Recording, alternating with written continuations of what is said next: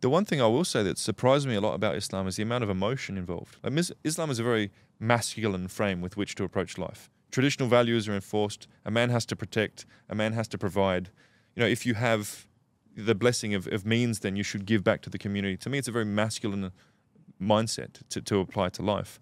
But also the amount of emotion involved. When I took Shahada, the Sheikh, he cried. And he's a serious guy. He's a masculine guy.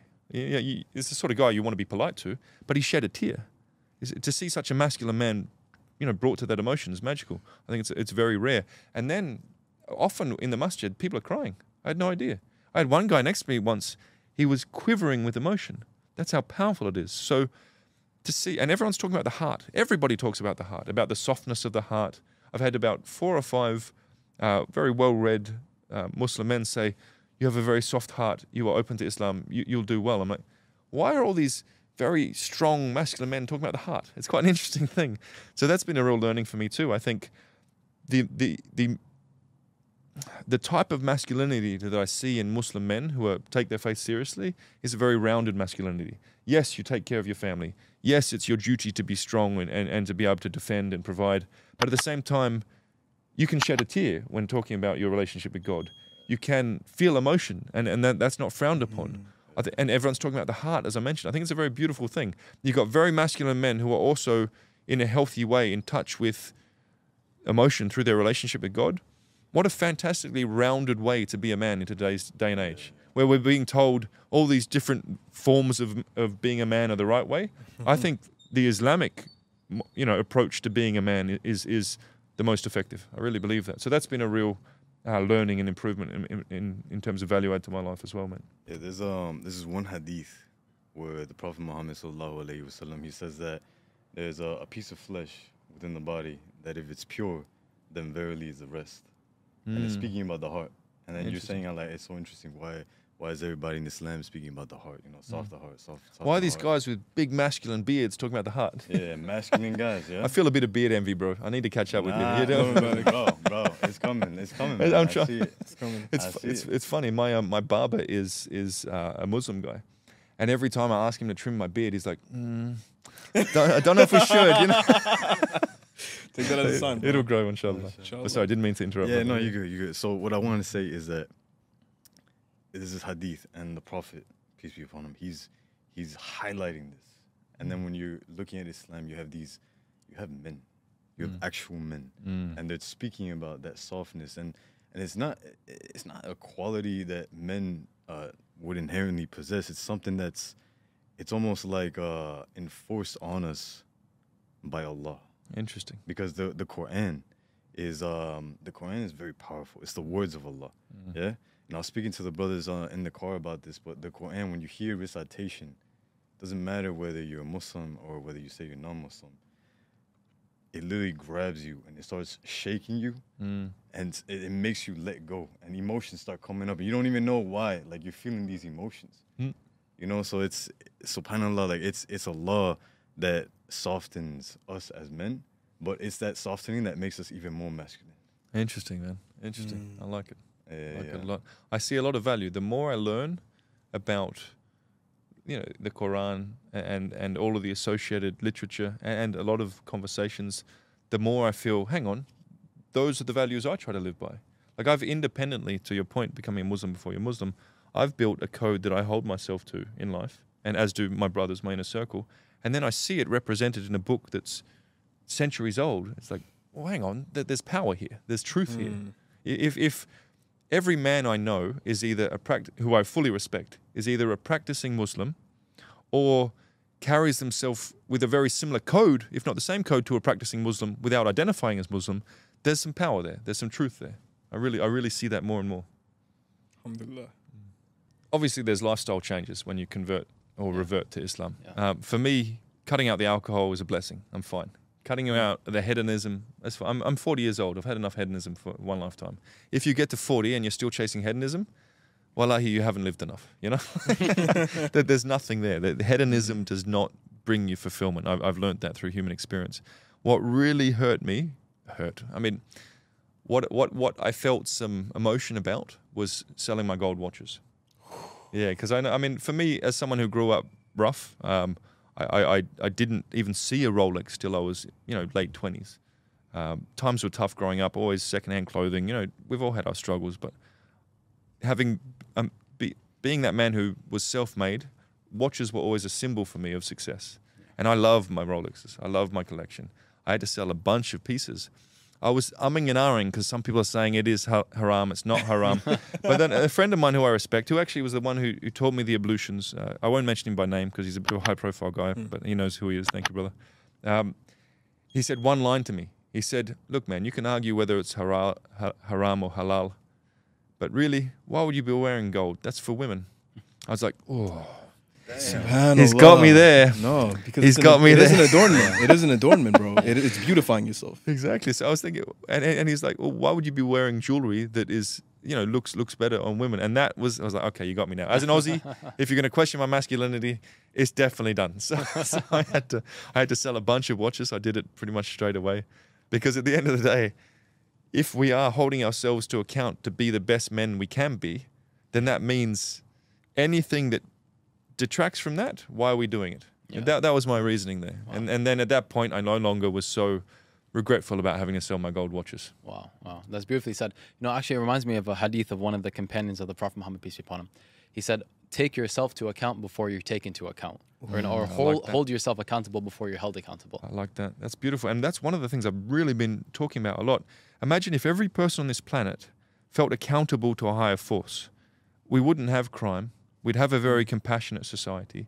If everybody believed in Judgment Day, if everybody believed every one of their actions were being noted and witnessed by the Creator, tell me that doesn't result in a much better society. Absolutely. Even like the founder of liberalism, John Locke, he said you can't trust atheists because they have no morality, nothing objective. So if someone who lived that long ago, who founded liberalism, which is what Western society is based on nowadays, he says that, then how are Muslims, not at least 10 steps ahead of him in that regard? Exactly. And that was, to go back to an earlier question as to what brought me to Islam, I realized all of the men who I really, truly respect are Muslims who take their faith seriously. I just kept noticing that. That's a guy who I could trust, my children to if I needed to, who I could give my net worth to and not be worried. So to that point, if we all held ourselves to that sense of accountability, to me, that's a powerful way to force yourself to be the best version of a man you can be. Yeah. It's very powerful. Yeah, and that's beautiful because that's literally exactly. And I was telling you this before, that you described Islam in a way that a lot of people, unfortunately, they just don't understand it to be. Right? Islam is something that is meant to be implemented. Dawah, calling people to Islam is not just teaching them about what we believe. It's getting them to enjoin the good and forbid the evil. You enjoin on yourself and others that which is good, that which is beneficial, and you forbid on yourself and others that which is evil. That which leads to the regress or degeneracy in society. That's exactly what Islam is. Something that's supposed to be implemented into your life by yourself and by society as a whole. A system, if you will, to live life, exactly. not just words. Exactly. And I like that. And I mean, without getting too sort of deep about it, I genuinely believe Islam is the only solution to deal with shaitan. I think when we look at the way liberalism has taken over the West, and we see all sorts of agendas even being pushed on young, innocent minds of children, Islam is the only defense that we have against that. And so for me, people who are not actively looking into Islam or who haven't, reverted yet, inshallah, they're not reading the chessboard of life properly. Because if you look at the state of affairs, what is the solution to the so-called progressive, liberal degeneracy we see being spread throughout society? The men no longer feeling the need to protect and provide. Where have all the good men gone? The women who no longer realize that having sex with many strangers is going to damage you. Like, it's, to me, the way Western society has gone, I think it's lost to shaitan. And that's why I think Islam is literally the only solution to deal with that damage that we're seeing in the West. Yeah. And I mean, again, like, it's amazing that you mentioned that, because Islam, you said it's a system, right? The word deen, which is usually translated to religion, is not just religion. Religion is more so like something like Christianity, just religion. A deen is a full way of life. Interesting. I didn't know that. It's something that a person is supposed to, completely subscribe to in life, right? And this whole talk of the Matrix, people think it's some sci-fi thing. I think the Matrix is a really good way to dumb down what the deep state is, you know, to a lot of laymen. The deep state is like the deeper level to the government, the people who really call the shots, make the agenda, write the rules, and then, you know, the politicians, everyone else is just the face of that. Like, don't you find it remarkable that no matter who you elect in office, nothing really changes? You know, it's been so long of electing, you know, Trudeau, then someone else, and Trudeau, or, you know, Clinton, Bush, Obama. Nothing changed. People thought Obama was amazing. He bombed the Middle East like nobody else. At one point, he was bombing 7 countries, all of whom were in I think the category of the world's most desperately poor countries. How many Americans were aware of where their tax-paying dollars were going? Yeah. And we gave this man a Nobel Peace Prize. Again, I don't want to get too deep into politics. Yeah. I think there are much more important things to focus on in life. But tell me that's not a form of evil, man. Yeah, you know, absolutely. the most wealthy country in the world routinely bombing the most poorest countries in the world. That makes me sad on a very deep level. Yeah. It does. And it's an atrocious thing. But if you look at, you know, the life of the Prophet, peace be upon him, and Islam, and this is something me and the brothers, you know, discussed extensively, alhamdulillah. Islam is not just a solution for every individual. Islam is a solution for Western problems. Islam is a solution for all of life. And Islam is what will break the matrix, right? Andrew Tate talks a lot about breaking the matrix and all that stuff. And something I really want to discuss with him is, you're breaking them out of the matrix, but what are you putting them into? You can't just bring people out of something. It's a very valid question. Yeah, and not have an alternative. Islam is the alternative. If you look at the life of the Prophet, peace and blessings be upon him, he came to contest the matrix. He came to contest the people on the top. These people had, you know, pilgrims essentially from all over Arabia come to worship statues and idols, and they would pay them to do that. So when you have this man, peace and blessings be upon him, come and he's like, these idols are nothing. You should not pay money to worship them. You shouldn't worship them at all. Actually, we should destroy all of them and worship the one creator, and you could do that for free, right? And he's trying to equalize even the rich and the poor on the same level, you know, not in terms of money, but in terms of, you know, their worth and their value in society and in the eyes of God. They didn't like that. If Prophet Muhammad alayhi salatu wasalam had an Instagram page, he would have been cancelled hard. Oh yeah, 100%. Of course. But to your point, I really like that. And let's present that to Tate. I think that'd be great. Yeah. If you break people out of the matrix, what do you give them? Because humans need dogma. I mean, there's only so many alphas that can exist in a tribe. Yeah. Most people are designed to be followers, right? Yeah. And so we're either going to get that dogma, that guidance on how to live from religion or from government, like communist states, you know, the party should be worshipped, or from culture. And nowadays, modern day culture is, it's degenerate. It's anti-family.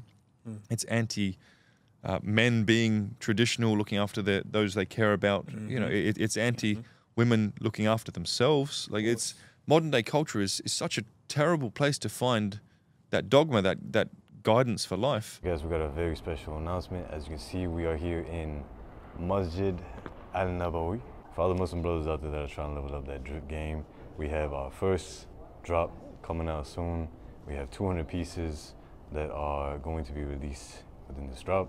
So if that's something you're trying to do, then click the link on the screen in the description box down below to get 10% off on the drop day, which is March 31st. And make sure to check your email box so you can see if you got the message. Check your spam folder as well to see if you got the message, so that way you can be on point and be notified as soon as we release this clothing on March 31st. 5% of all proceeds are going to building a masjid in Norway, so make sure that you are checking your email so that you can confirm and be notified when we drop on March 31st. The collection is going to be called Victory in Patience in honor of Andrew and Tristan Tate for what they're going through right now. So let's make dua so that Allah releases them as soon as possible and brings them out in the best state that He can possibly bring them out in. And with that being said, let's get right back into the podcast.